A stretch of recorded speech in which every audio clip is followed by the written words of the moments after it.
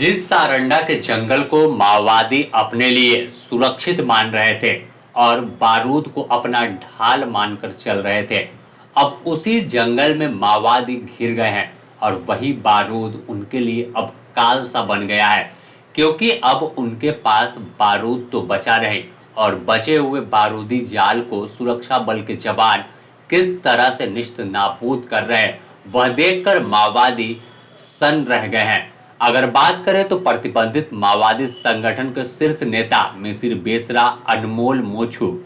असीम मंडल, एनलदा और अजय महतो, सागेन अंगेरिया, अश्विनी पिंटू लोहरा, चंदन लोहरा जैसे कुख्यात और बड़े माओवादी सारंडा के कुल्हान इलाके का जो जंगल है वहां घूम रहे थे। इसकी सूचना पर कोबरा, सीआरपीएफ और झारखंड जगुआर की टीम ने अभियान शुरू किया। इस अभियान के दौरान तमाम जो जवान थे उनका सामना माओवादियों से तो नहीं हुआ, लेकिन सुरक्षा बल के जवानों को अपनी जाल में फंसाने के लिए माओवादियों ने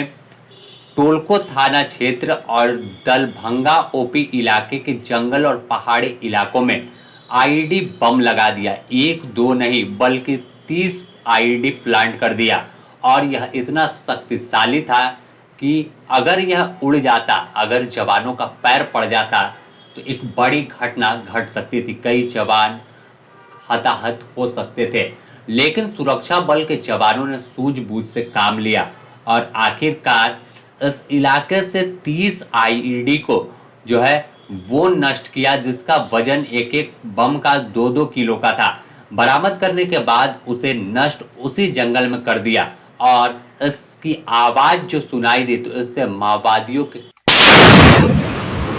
कान कह सकते हैं कि फट गए कि कैसे उनके 30 बम को एक एक कर सुरक्षा बल के जवानों ने निश्चित नाबूद कर दिया है। अगर साफ तौर पर देखें तो जिस तरह से सारंडा के जंगल में तमाम बड़े माओवादी बैठे हैं और उनके खिलाफ सुरक्षा बल के जवान एक्शन दिखा रहे हैं,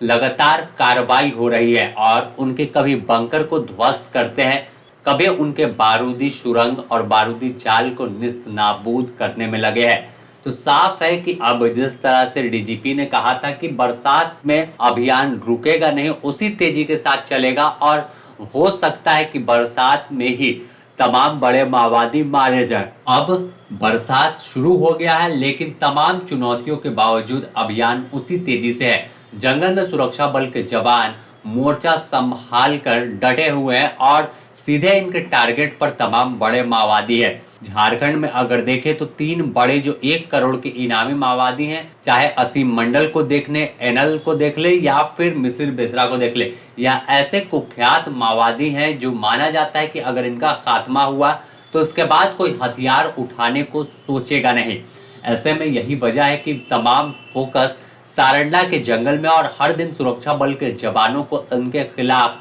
कार्रवाई में कामयाबी भी मिल रही है। बने रहे द न्यूज पोस्ट के साथ, इससे जुड़ी और भी अपडेट आपको देंगे।